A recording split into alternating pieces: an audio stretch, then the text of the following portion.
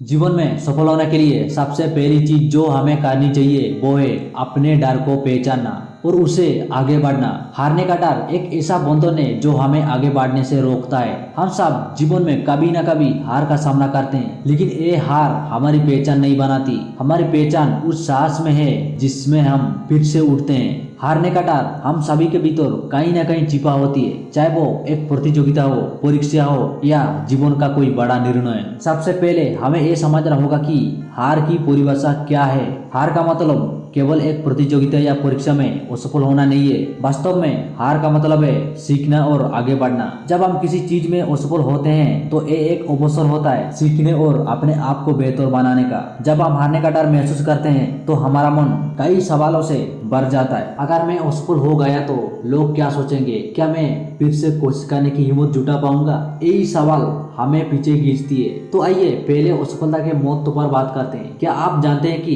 दुनिया के सबसे सफल लोगों ने भी असफलता का सामना किया है? स्टीव जॉब्स, जिनका नाम हम सभी जानते हैं, उन्हें अपने खुद के बनाई गई कंपनी से निकाला गया था, लेकिन उन्होंने हार नहीं मानी और एप्पल को वो सफलता दी जिसका आज हम सभी आनंद ले रहे हैं। असफलता हमें सिखाती है, ये हमें हमारी कमजोरी को पहचानने और उन्हें सुधार करने का मौका देती है। सफलता की सीढ़ी पर पहला कदम साहस है। साहस का मतलब है डर के बावजूद आगे बढ़ना। जब आप हारने का डर त्याग देते हैं तो आप अपनी पूरी क्षमता को पहचानने लगते हैं। ये वही क्यों है जब आप अपने सपनों की ओर बढ़ना शुरू करते हैं। कभी कभी हार का सामना करना भी जरूरी होता है, क्योंकि यही हमें मौजूद बनाता है। जब हम हारने का डर से जूझते हैं तो अक्सर हम अपने सपनों को पीछे छोड़ देते हैं। हम वो चीज नहीं कर पाते जो हम सच में करना चाहते हैं, क्योंकि डर हमें निष्क्रिय बना देता है। हमें वो अवसर नहीं लेने देता जो हमें आगे बढ़ा सकता है। सोचिए, अगर थॉमस एडिसन ने अपने आविष्कार में बार बार असफल होने का डर को अपने ऊपर हावी होने दिया होता